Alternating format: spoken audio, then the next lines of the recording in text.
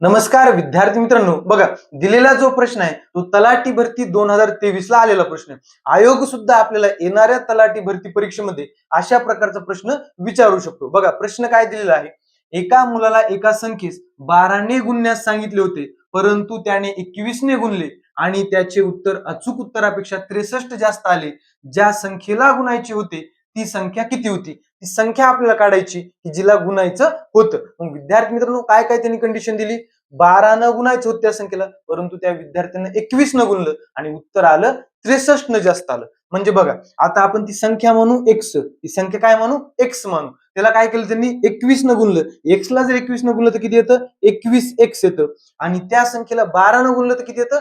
12 x येतं. किती येतं? 12 एक्स. बघा उत्तर 63 न जास्त आलंय, म्हणजे 21 एक्स मधून 12 एक्स वजा केले उत्तर किती यायला पाहिजे? 63 यायला पाहिजे. 21 एक्स वजा 12 एक्स किती येणार? 63. हे आपण सोडू शकतो. बघा 21 मधून 12 गेले किती उरले? 9.